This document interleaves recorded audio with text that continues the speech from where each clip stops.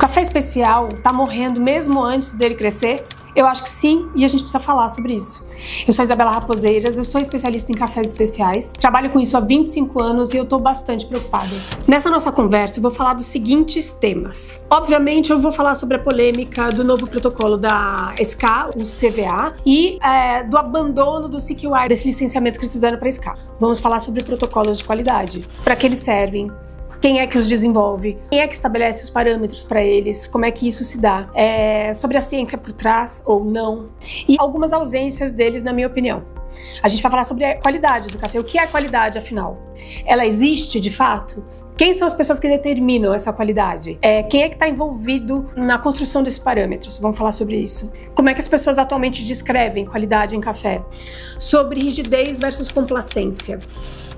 E qual é o impacto disso? A gente vai falar sobre alguns pudores e medos que eu tenho sentido no universo de cafés especiais nos últimos 5 anos. Sobre qualidade, sobre produtividade, sobre produção, sobre caminhos. A gente vai falar sobre o consumidor nessa história toda, sobre o produtor de café nessa história toda e sobre os provadores de café nessa história toda. E a serviço de quem estão determinadas decisões que as pessoas têm tomado ultimamente e algumas associações. Antes de eu começar, eu queria falar algumas coisas para vocês. São pontos de atenção. Primeiro, tudo que eu vou falar aqui é o meu ponto de vista nesses 25 anos que eu trabalho com café e posso dizer que sou testemunha ocular do surgimento dele. No Brasil, o café especial, como a gente conhece, ele tem mais ou menos essa idade. Então eu tava lá, eu tava. Então esse é o meu ponto de vista, é como eu vejo. Vamos começar pelos formulários, já que essa polêmica do CVA, do CQI, do 2004, do formulário, a gente tem formulário do Cup of Excellence, existem formulários para COB, existem os formulários utilizados pela BIC na avaliação deles de café, ou seja, os formulários eles estão aí não só no café, mas em muitas análises sensoriais de produtos, milhares no mundo. E por que os formulários são tão necessários? Para parametrizar decisões, para parametrizar o custo, o valor, para a gente se calibrar sensorialmente, para a gente falar a mesma língua, e é por isso que eles existem. Eu não consigo provar café sem eles. Eu acho que eles sempre me ajudaram muito a não ser tão subjetiva ou seja, minimizar o impacto da subjetividade que está sempre ali. A gente sempre vai ter um viés, a gente é um ser humano com experiências, com repertório, com cultura, com repertório sensorial nosso. Mesmo que a gente se calibre imensamente com algum tipo de sistema sensorial de prova, existirá sempre o viés. E é por isso que os formulários são tão importantes e os sistemas são tão importantes, porque eles minimizam o impacto da subjetividade, mesmo que deixando espaço para ela. E acho que o CVA vem falar muito sobre isso, né? Eu não fiz o CVA ainda. Eu vou fazer.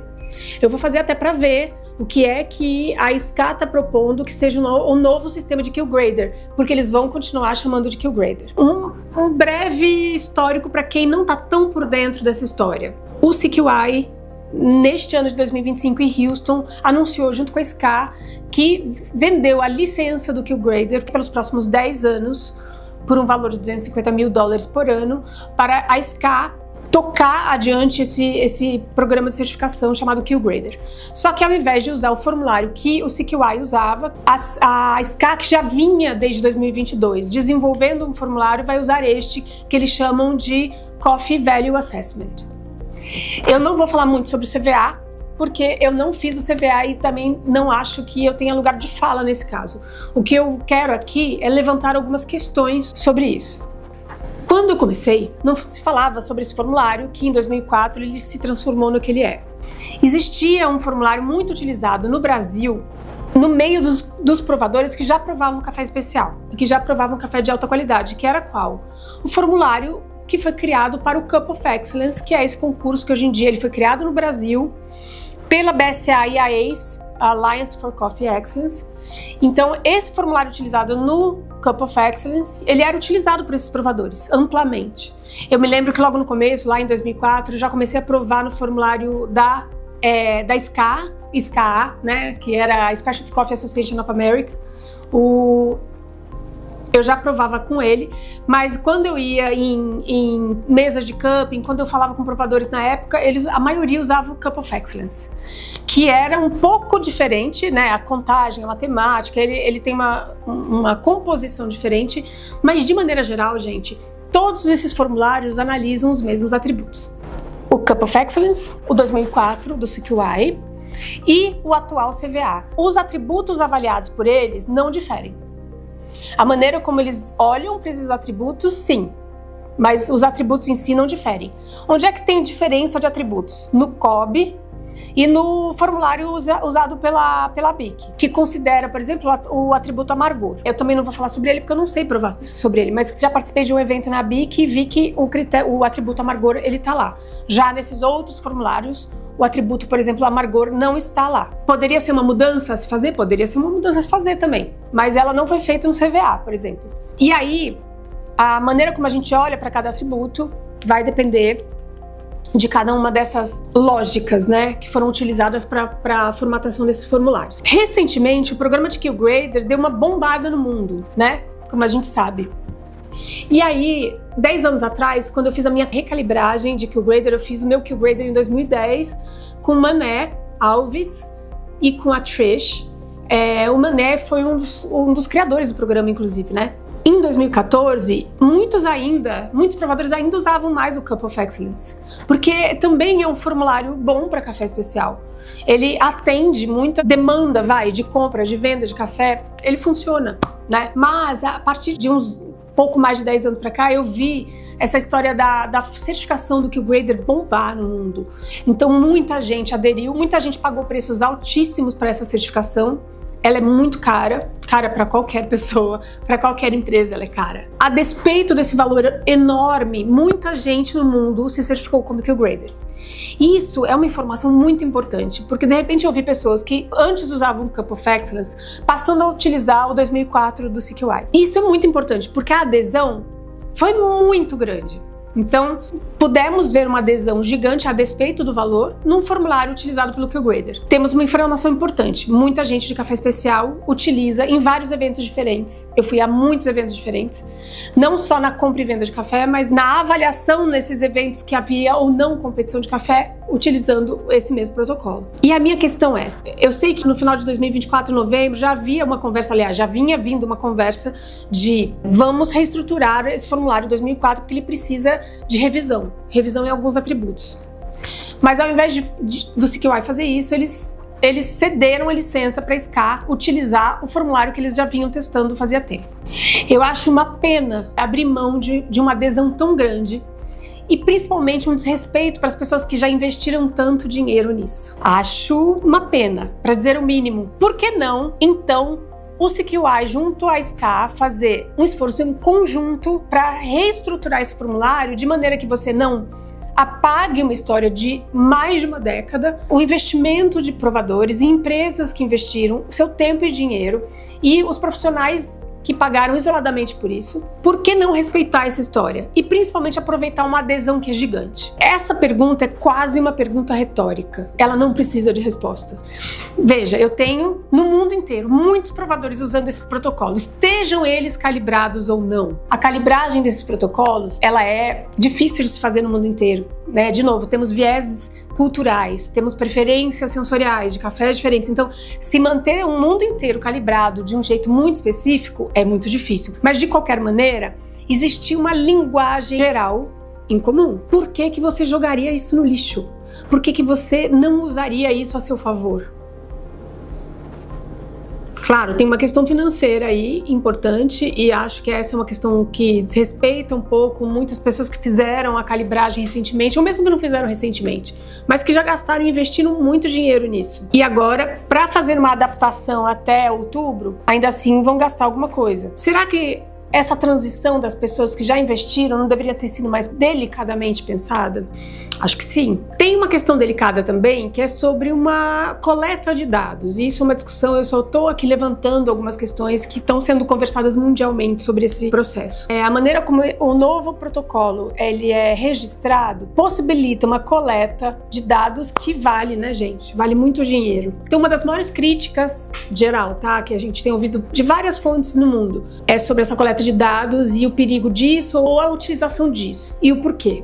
Então a gente tem aí questões que são delicadas. Será que era tão deficitário assim, ou eram tão deficitários assim os protocolos de avaliação sensorial existentes e já com uma aderência grande, a ponto de ter que mudar tão gravemente? e implantar um novo? Será? Essa é uma pergunta que a gente tem que se fazer. Será que não era só pegar o que já existia e adaptar? E só treinar as pessoas e dizer, olha, agora, gente, com um vídeo, já que você já está calibrado com o vídeo, a gente ensina você a usar esta ferramenta de intensidade, que agora não é mais quadradinho e é por xícara, agora é intensidade. Poderia-se ter feito isso. Por que não?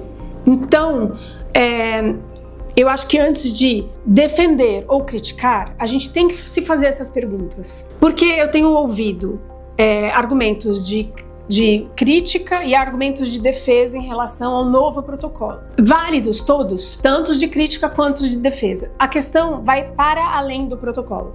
Por que a necessidade de se cobrar mais dinheiro? E por que a maneira como se calcula hoje em dia a nota no novo protocolo? Há uma inserção de dados que não é mais informal como era antes, ou seja, ela está aqui só comigo. As informações que eu tenho, o que eu quero colocar, ou a minha troca com o meu fornecedor ou o meu produtor e tal, ela tá num ambiente que ele é específico dessa relação comercial. Agora, este ambiente tá num banco de dados. Essas informações estão num banco de dados. A gente precisa pensar sobre isso e a gente precisa se questionar sobre isso antes de ou criticar demais ou defender demais uma iniciativa que não sai de países de origem. Essa iniciativa não foi feita e não foi, aliás, nem o CQI. E eles sabem disso, essa crítica, essa autocrítica eles têm. E foi daí que um pouco surgiu o programa de Kill Processing deles. Tem uma autocrítica aí deles, tem uma reflexão que eles já fazem sobre o quanto a gente realmente está impactando a origem como a gente poderia impactar de maneira mais positiva. Essa crítica há. Mas todo esse esquema de o anúncio repentino, e eu também não vou trazer aqui os meandros disso, porque há vídeos, a gente pode colocar aqui o vídeo em que você pode ver uma entrevista conduzida maravilhosamente pela Lisa Farr no Map It Forward com o Michael Sheridan, que é o atual diretor executivo ou presidente, não sei como eles chamam, do CQI. E como se deu isso e, obviamente, a conclusão que no final ele chega que talvez eles não precisassem ter feito da maneira como eles fizeram essa transição ou esta venda da licença, né? Ele faz um meia-culpa nessa entrevista e eu acho que é interessante assistir. Até porque ele é o cara que estava à frente disso quando aconteceu esse anúncio, né? Que pegou muita gente de surpresa, instrutores do mundo inteiro, de CQI, pessoas que viviam também, que constituíam sua renda de instruir pessoas do mundo inteiro. Aliás, alguns deles, cuja empresa tinha na instrução de QGrader um percentual enorme de faturamento. Muito delicado tudo isso. De repente, instituições americanas, sem fins lucrativos, elas estão inscritas legalmente desse jeito, estão agindo, lembrando o meu ponto de atenção no começo, esta é a minha visão, como corporações privadas. Essa é que é a verdade. Então, quando você toma uma atitude dessa, se você quer fazer mudanças assim, você tem que trazer a comunidade, que seja a comunidade deles, pelo menos amplia um pouco, já tem uma crítica minha aí também. Porque a gente está no maior país produtor de café do mundo, um dos melhores. E eu não ouvi, até agora, ninguém mundialmente me respondeu onde esteve ou houve inclusão de produtores e provadores dos países de origem em todo esse processo. Não houve. Então continuamos sendo colonizados e sendo vistos como uma commodity. Vocês entendem? Que isso é quem detém o dinheiro e o poder dizendo como a gente vai funcionar. Sinais da natureza, o telefone tocou exatamente nesse momento em que a gente falava de um assunto que é, para mim, fundamental. A maneira como a gente ainda, como país muito poderoso, maior produtor, assim, a gente produziu, acho que na última safra, 38%, né, do café do mundo inteiro. É muita coisa, é muito poder. E a gente agir como se a gente não tivesse esse poder é muito triste. Eu entendo uma série de coisas econômicas e a maneira como o mundo funciona, mas no café especial, no café de qualidade, a gente agir desta mesma maneira que a commodity age há séculos é que, para mim, é incompreensível. A gente está falando de formulários, a gente está falando de sistema de qualidade, de café de qualidade. E não é à toa que a Specialty Coffee fez toda essa compra e está fazendo toda essa movimentação. Então a gente não está falando de commodity, a gente está falando de café de qualidade e a gente não pode, e não poderia, e não deveria permitir que isso fosse nos imposto. Que nos fosse imposto de um país, de um único pedaço do globo, um importante comprador? Sim, um importante comprador, mas que geralmente nos convence muito facilmente de como a gente deve conduzir esses negócios e como a gente deve olhar para essa matéria-prima tão preciosa para o mundo, cujo percentual gigante é a gente que produz. Quer dizer, então esse é um ponto importante que eu queria deixar aí pra gente questionar. Associações, vamos questionar mais isso e não ceder completamente, né? Então, próximo assunto. Bom, e os provadores nessa história? A maioria com quem eu conversei, tanto daqui quanto outros países, foi pega de surpresa como todo mundo, mas estão questionando bastante o aspecto afetivo, assim chamado pelo novo sistema, do formulário novo. Mas assim, eu acho que eu ouvi só 2 provadores realmente defenderem, até provador, eu tô falando provador que trabalha com isso, ganha só provando café. Eu não tô falando de gente que prova café especial, é aqui o grader, não estou falando. Eu estou falando de pessoas que são os provadores que vendem e compram café o dia inteiro na sua vida, todos os dias no mundo, e trabalham com café especial. Então existe um estranhamento muito grande em relação à sensação de que o novo protocolo ele é muito solto em relação aos parâmetros que eles acreditam serem muito importantes para estabelecer qualidade no café. Assim como a gente entende qualidade hoje. Não estou falando que é certo, como a gente entende qualidade ou errado. A compreensão de qualidade até agora e que o sistema do QGrader ajudou muito a construir. Sejamos honestos aqui. A maneira como o curso todo e a certificação se dá, ela ajudou a construir uma percepção de qualidade, de novo, e eu repito, que teve uma enorme aderência a isso, é muito importante e ajudou um pouco a construir essa percepção do que é qualidade em café. Esses provadores estão boquiabertos, eles estão assustados e estão se questionando muito sobre essa questão afetiva. E aí, a frase que eu mais dou é: então agora a Rio-Zona pode ser comprado como especial simplesmente porque você acha afetivamente maravilhoso? Não nessas palavras necessariamente, mas essa é a grande pergunta e a grande piada. Não é piada, né? Nada disso é piada. E eu acho que não posso responder sobre isso porque eu não fiz o CVA ainda. No dia que eu fizer o CVA, eu vou fazer outro vídeo e dizer como é que foi a minha experiência com o novo protocolo e o que eu sinto sobre isso. Acho que existe um perigo muito grande. Os provadores estão dizendo: bom, a gente vai continuar comprando e vendendo café como a gente já faz. Então, foi o que eu mais ouvi atualmente, e daí, quer dizer, de novo eu entro naquele lugar, a gente tá perdendo aderência num negócio que mais ou menos todo mundo usava um pouco a mesma ferramenta, e isso era muito importante. Como é que vocês pretendem, e essa é uma pergunta, conquistar a aderência das pessoas no novo protocolo? Dessas pessoas que são mais resistentes, e eu acho que com razão, porque não é assim, eu compro café aqui, eu tenho meu relacionamento com os produtores e tal. Pra mim é mais fácil usar um protocolo que eu crie. Eu posso criar e eu, junto com o meu, com o produtor que vende pra mim, eu posso estabelecer uma calibragem e a gente combinar isso. Eu posso. Só que existe todo um universo de negociação de café, de compra e venda, muito para além disso, e não chega nem no commodity, estou falando de café especial, em que isso não vai poder acontecer. E aí eles estão se sentindo fragilizados, sem resposta, muitas questões, e assim, quem é que vai de fato cobrar que se use o CVA como protocolo de venda e compra? Então, de novo, como é que você vai ganhar a aderência dessa galera que já tinha aderido a um programa que já estava existente fazia mais de 10 anos, fazia 20 anos? Essa é a minha pergunta para vocês. Próximo ponto. E o produtor? Aliás, essa é a pergunta que nunca quis calar. E o produtor nessa história toda? O produtor não foi envolvido e ainda não está envolvido. Ah, mas a BSA é uma associação de produtores. Eu tô falando dos mais de 300 mil produtores que estão lá no dia a dia produzindo seu café e nunca foram envolvidos nas decisões no que diz respeito ao que é qualidade e como a gente vai avaliar determinadas formas, tanto que a avaliação de qualidade ela é feita somente baseada numa análise sensorial. Se o produtor até hoje tivesse sido envolvido nesse processo, a gente avaliaria muito mais do que uma análise sensorial. A gente avaliaria outros parâmetros. A gente avaliaria manejo, a gente avaliaria uma série de outras questões de produção, de propriedade e tal. Eu sei que a certificação da BSA faz isso, mas a BSA infelizmente tem uma capilaridade muito pequena. Também tem uma adesão ao seu programa muito pequena. Então a gente está falando de milhares de produtores no Brasil e no mundo, que jamais são consultados nessa hora. A não ser que eles sejam torradores ou eles sejam grandes traders de café eles mesmos. Mesmo assim, eles não fazem parte do processo. Então, e o produtor? Essa é a pergunta que ainda não quer calar e continua gritando por aí, cada vez mais gritará. Quando é que a gente vai passar a incluir quem mais interessa? o consumidor. Eu ouvi muitos argumentos de mas esse protocolo é muito melhor para o consumidor. E aí, nessa hora, eu me pergunto, eu acho que eu tô vivendo em outro planeta. Eu não tô na Terra, não é possível.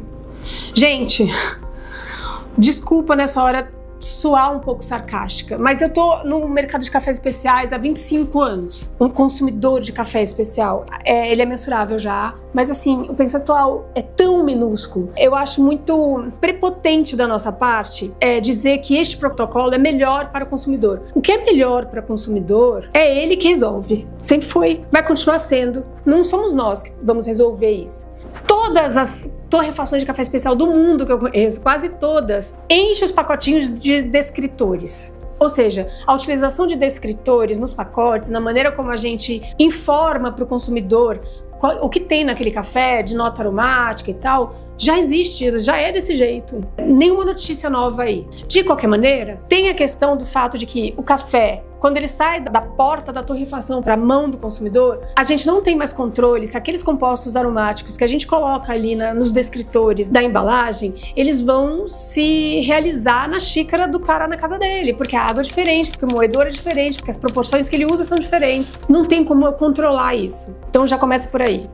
O que é melhor para o consumidor é a gente informá-lo sobre o que é esse produto, sobre o impacto desse produto na natureza, sobre o impacto desse produto na vida das pessoas e principalmente do produtor, para ele decidir se aquele sabor que o agrada por motivos que a gente não controla, porque tem um repertório todo afetivo, emocional, sensorial que ele carrega e que a gente não tem controle, a gente não tem como saber. Então, a partir de toda essa experiência, é ele que vai decidir o que é melhor para ele. Então, eu não vejo como o CVA possa ser melhor para o consumidor. Eu entendo, talvez, que o argumento seja que ele possa ser melhor para o torrefador se sentir mais seguro para informar o seu consumidor sobre os descritores daquele café, usando a parte afetiva do protocolo. Mas o consumidor, ele passa por muitos aspectos na decisão de compra. Muitos, inclusive a relação que ele tem com a marca. E não com a questão sensorial em si do produto. Então, a gente dizer que o CVA é melhor para o consumidor eu me sinto morando em outro planeta. Eu tenho uma escola, eu dou aula para mais de 2.000 alunos por ano. A gente recebe aqui nas nossas lojas, a gente vende só na nossa gôndola de uma das lojas, a gente vende quase 1 tonelada de café por mês, de pacotinho de café. Eu acho que a gente tem um contato com o consumidor direto muito grande e desde sempre na nossa história aqui. A gente ouve muita resposta, muita maneira como eles entendem, sentem e compreendem a relação deles com o produto. Então, não, a gente não tem como dizer. O nosso papel é informar. Se vocês têm vontade de informar os descritores, isso já está sendo feito. Isso não precisa de formulário para fazer. A gente já faz. Eu até questiono isso. Vocês sabem que eu questiono. Eu já tirei os descritores da minha embalagem, já coloquei de volta. Tem gente que coloca a pontuação do café, né? Eu não coloco mais por causa da descalibragem que existe entre muitos provadores no mundo inteiro. Então, em função disso, eu já tirei a pontuação desde 2011, acho que foi isso. O consumidor, ele vai decidir, como tem decidido a vida inteira, por ele mesmo, com todo o repertório cultural, sensorial, financeiro que ele tem, e cabe a nós informá-los do jeito que a gente achar melhor, dependendo da empresa que a gente tem, sobre o que a gente vende. Eu prefiro que o consumidor escolha café especial pelo respeito que este café tem ao meio ambiente, as pessoas envolvidas na cadeia de consumo dele e, principalmente, o respeito econômico ao produtor. Por mim, isso que a gente gosta de informar aqui no Coffee Lab. E a tal da qualidade? O que é esse café especial e de que qualidade a gente está falando? Geralmente, a gente se refere à qualidade sensorial. É óbvio que algumas certificações, alguns concursos extrapolam para a questão mais do manejo, a questão ambiental. E é muito fundamental que a gente faça cada vez mais isso. Mas os protocolos, toda essa polêmica de que falamos nesse vídeo até agora, a gente está falando de qualidade sensorial. Mas quem é que estabelece que qualidade é essa? Atualmente, a gente tem uma tendência a que as pessoas de poder econômico ditem o que é qualidade. Nenhuma novidade, e não é só no café, né, gente? Então, a minha pergunta é, se existem esses critérios de qualidade que são estabelecidos por pessoas cultural e financeiramente mais poderosas, isso se reflete cientificamente? A gente tem como comprovar que aquilo que a gente determinou até agora, na história breve do café especial no mundo, como qualidade, algo que a gente pode mensurar cientificamente nos estudos até agora realizados e naqueles que virão? A outra pergunta é, a gente tem como linkar o que a gente estabelece como sensorialmente de qualidade ao manejo que que o produtor faz, que isso é muito importante. A gente poder fazer uma conexão direta e aí envolver o produtor nisso, obviamente, de novo, é muito importante. E na minha opinião, dá para fazer tudo isso. Então a gente tem aspectos que a gente consegue mensurar cientificamente e através de estudos que podem mostrar que determinados atributos ou características que a gente estabelece como qualidade em café podem sim ser comprovadas cientificamente em alguns estudos neurocientíficos, químicos, sensoriais, etc. E a gente também pode linkar manejo, as variáveis que estão ligadas da porteira para dentro, ambiência, solo, manejo, nutrição, processo pós-colheita, as fermentações, isso tudo a gente consegue também, na minha opinião. Então, por que não focar em tudo que a gente pode conectar quase que diretamente, porque café nunca é tão simples assim, né? A cross-modalidade no café é uma realidade em todos os aspectos, então a gente precisa respeitar isso, mas existe metodologia para conectar uma coisa a outra. Então, a primeira coisa é isso. Existe como a gente estabelecer um critério mínimo de qualidade técnica. E ele vem sendo estabelecido há séculos. Como é que a gente negocia a saca de café no mundo? Através de avaliação física dos grãos e defeitos físicos que a gente pode olhar e através de avaliação sensorial. Isso na commodity, isso no café médio, isso no café de mais alta qualidade. Os preços dos cafés no mundo, eles são estabelecidos por qualidade especialmente sensorial. A gente já vem fazendo isso há séculos, nenhuma novidade aí. Talvez a gente possa, a partir de agora, aí sim, fazer conexões um pouquinho mais rígidas do que a gente vai considerar como mais qualidade técnica a tudo que pode ser, de fato, linkado com o manejo do produtor e com o que é mensurável do ponto de vista neurocientífico, químico. Aí a gente vai calibrar as nossas línguas para conseguir detectar, se não tudo aquilo, parte daquilo. Existe um consenso? Claro que falar em consenso mundial de qualidade seria assim, ingênuo da minha parte. Até porque tem países que compram Rio-Zona e estão realmente buscando Rio-Zona, que é considerado pela maioria de nós um enorme defeito, certo? É engraçado que existe um consenso e eu venho fazendo essa pergunta já faz muito tempo. Eu adoro, sempre que eu encontro alguém importante, cuja opinião eu respeito, eu pergunto, o que é qualidade em café para você? Tem dois atributos que 100% das pessoas falam, mas assim, 100% de provadores, torrefadores de qualidade, pesquisadores, 100%. Doçura e limpeza e balanço. São os três atributos que 100% das pessoas falam. Eu não ouço falar de amargura, aliás, absolutamente não. Eu não ouço falar nem de acidez, é engraçado, né? Porque acidez, eu sei, é uma característica muito desejada por muitos torrefadores do mundo que trabalham com café de qualidade, inclusive por mim. E aí, acidez assim, acidez assado, não interessa. É uma característica muito desejada. Mas não, definitivamente, quando eu pergunto isso para provadores de café e para torrefadores de qualidade e até para produtores de café que já sabem provar café, porque a maioria, infelizmente, ainda não sabe provar café direito, pelo menos usando as técnicas vigentes de prova de café, a resposta é doçura, limpeza de xícara. Todo mundo fala um café limpo. E a gente pode depois, num outro vídeo, falar só sobre limpeza de xícara. E equilíbrio. Um café doce. Um café doce é um café que tem compostos que remetam à doçura, seja como a gente possa perceber, certo? Limpeza, ausência de defeito. Mas também essa coisa translúcida de um café muito limpo, né? E a gente que é provador aqui, quem trabalha com isso sabe do que eu tô falando. E balanço porque nenhum café que tem um desequilíbrio muito grande, mesmo que seja de acidez, vai agradar tanto assim. Até porque o desequilíbrio pode também mostrar uma ausência em outro aspecto que vai deixar o café desagradável, né? O consumidor nota isso também. Ele é muito responsivo a esse tripézinho de balanço, doçura e limpeza. Ele não vai chamar de limpeza e não vai entender assim. Mas, com certeza, eu vejo nesses anos todos lidando com o consumidor final, como ele responde bem a um café que tem essas características. Então, talvez esse seja um bom começo. Então, existe um consenso. E aqui no Brasil, com todos os provadores com quem eu lidei na vida, a gente tem uma compreensão muito clara, na minha opinião, do que é café de qualidade, assim.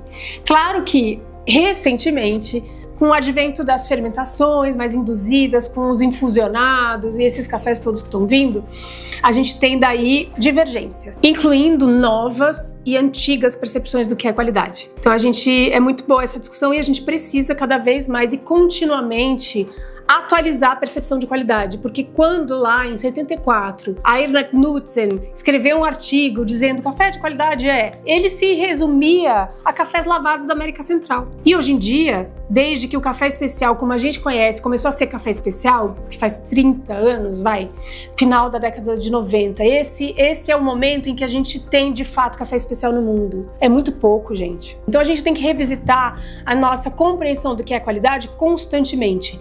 Mas a gente deve ser rígido ou complacente com isso. Como tá isso agora?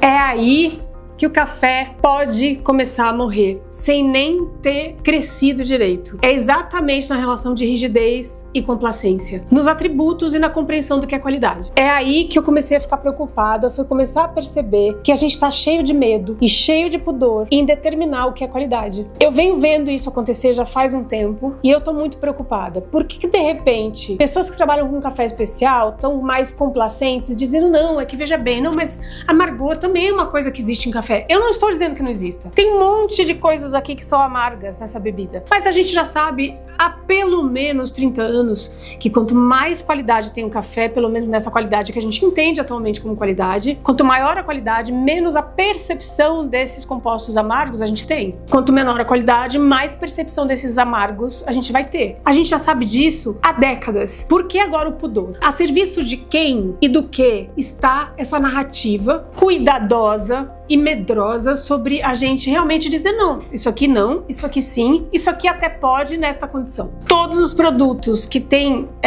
categorias de qualidades fazem isso com naturalidade. Por que a gente está com medo de fazer? E quando eu falo que a gente não pode ser rígido, é rígido em atualizar o nosso conceito de qualidade. Uma vez estabelecido e atualizado esse conceito do que é qualidade em café, a gente precisa não ser complacente com ele. Gente, o café tem 30 anos, café de qualidade no mundo, 30, como a gente conhece. É muito cedo pra gente começar a ficar com medinho de dizer não, isso aqui não, isso aqui sim, isso aqui não. Beleza, esse café fermentado, outro método, mas dentro dos fermentados, isso aqui é defeito, isso aqui não. Isso é natural em tantos outros ramos e produtos, por que não seria em café? De novo, a minha pergunta retórica. A serviço de que ou de quem está essa complacência e essa nova narrativa de que não, tudo pode. O que importa é o que a gente gosta. Ah, então tá bom. Então vamos continuar commodity. Vamos continuar a servir commodity no mundo. Acabar com o meio ambiente, não fazer nada sobre a crise hídrica, abusar do produtor, pagar preços que não cobrem os custos da maioria dos produtores no Brasil e no mundo, pouco se importar com a crise climática e comprar qualquer café e torrar e fazer cafeterias bonitinhas e ordinárias. Tá tudo bem, então, vamos seguir assim, então. O aparecimento de um produto, de uma categoria de qualidade, ela vai naturalmente impulsionar todo mundo para cima. Mas o que está acontecendo é o seguinte, eu tenho visto as pessoas se referirem a café, não, mas isso aqui pode também, isso aqui também é qualidade. Não, veja bem, também tem isso no café de qualidade. É quase que pegar um vinho de garrafão e dizer, que notas de sei lá o quê. Ninguém degusta um vinho de garrafão. Ninguém degusta tão cuidadosamente assim um vinho baratinho, que é um honestinho do dia a dia. Você pode até sentir, mas assim, ninguém faz análises muito profundas desse produto. Até porque não é para fazer mesmo. A função dele não é essa. Ele não tá lá para existir desse jeito. E com café, a gente deveria ter a mesma naturalidade de falar com tranquilidade sobre as categorias de qualidade que tem no café. O café tradicional é isso aqui, é um café sim mais defeituoso, é um café sim que tem isso, isso e isso de característica e é por isso que ele é mais barato. Por que o medo? O café mediano, ele já não tem mais isso que o tradicional tem, né? Ele é um pouquinho melhor nesse aspecto, ele tem isso aqui, mas ele já não vai ter a doçura que um café especial tem. Mas ele é um café honesto, ele é um café mais fácil de beber, a torra não precisa ser tão escura. Agora as pessoas estão falando que não, a torra carbonizada ou extra forte ou forte, ela não vem a serviço de você mascarar determinados defeitos. Vem sim, a gente sabe que vem. E tá tudo bem. É uma decisão que eu, se fosse torrefação de café tradicional, também tomaria. Tá correta industrialmente a decisão de fazer uma torra forte ou extra forte para esse tipo de matéria-prima. E esta mesma matéria-prima que alimenta essa indústria de café tradicional, sai do produtor que faz café de alta qualidade e ele precisa também vender essa matéria-prima. Então, para o café de qualidade existir, a gente precisa do café tradicional também. E por que então o medo de falar as coisas do jeito que elas são? E dar nome aos cafés. O café médio é isso e um café de alta qualidade é isso, isso, isso, isso, isso e por isso e mais isso, ele custa mais.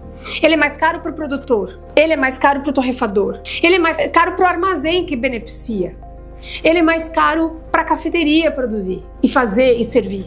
Ele é mais caro por causa desse tanto de coisas. Por que o medo de colocar esse produto no lugar que lhe pertence, financeira, cultural e tecnicamente? A serviço de que está esse pudor? Ou de quem está esse pudor? Coincidentemente, que se exacerbou enormemente nos últimos 5 anos em que a gente vem vendo uma tendência de subida da bolsa, que também coincide com o novo formulário que tem vindo desde 2022 na maior Associação Mundial de Cafés Especiais. Quem são os patrocinadores da associação? Quem são as empresas que mais colocam dinheiro nessa associação? Eu estou fazendo uma pergunta para vocês pesquisarem. Eu sei a resposta. A serviço de que está esse pudor em flexibilizar uma compreensão do que é qualidade, do que é média qualidade e do que é baixa qualidade? Ela não é bonita, a motivação. Então temos um problema. Se o café especial morrer do jeito que a gente tá, essa é a hora de cada vez mais dizer café de qualidade, além de todas essas características sensoriais incríveis e difíceis e técnicas e tal, a gente precisa ter esse tipo de manejo. A gente precisa comprovar que a natureza em torno dela tá assim, assim, assado, e a gente precisa comprovar mais ainda que as pessoas estão sendo tratadas econômica e socialmente da maneira correta. Café de agricultura regenerativa, esse sim é mais caro ainda. Porque esse é o único futuro possível para o café daqui a 2, 3 décadas. Então, por que o medo?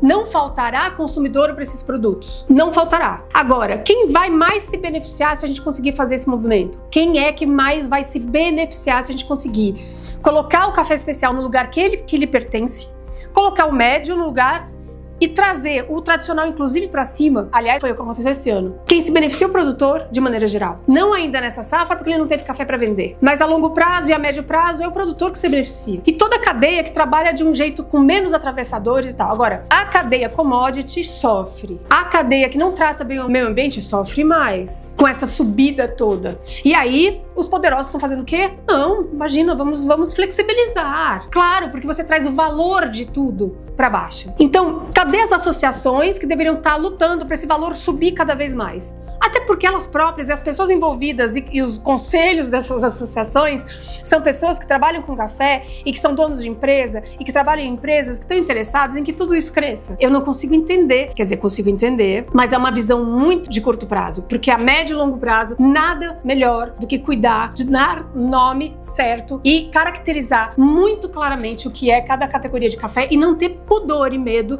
em simplesmente explicar o que elas são.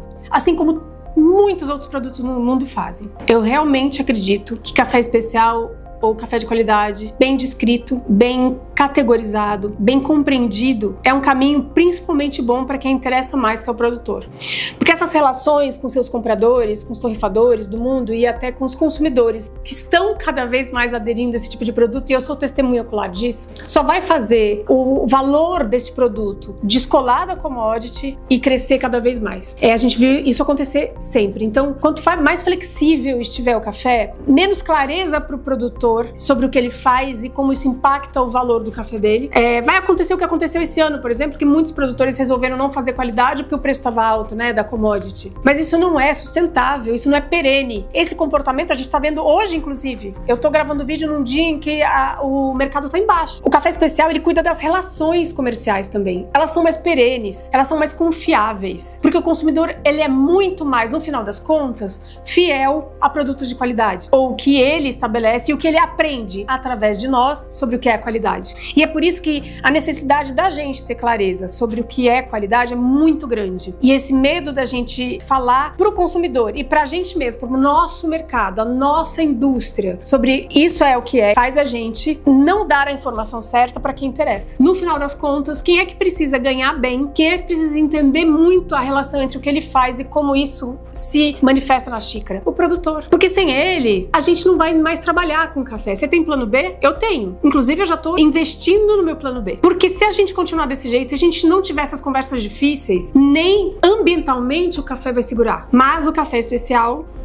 a agricultura regenerativa, um café que cuida mais do meio ambiente, cuida das nascentes, que é sombreado, que cuida da natureza à sua volta, que cuida mais das pessoas, ele é mais caro, vai ter gente que vai querer pagar, vai ter gente pra pagar no mundo inteiro e esse café vai sobreviver. Mas não vai ter muito nem pra muita gente, se a gente continuar fazendo do jeito que a gente tá fazendo. Eu trabalho com café especial. Eu acho que construo relações perenes com os meus fornecedores, com a minha rede toda de relacionamentos por trás dessa xícara. Mas, por via das dúvidas, estou investindo no meu plano B. A gente precisa conversar. A gente precisa ter as conversas difíceis e parar de ter medo de se posicionar.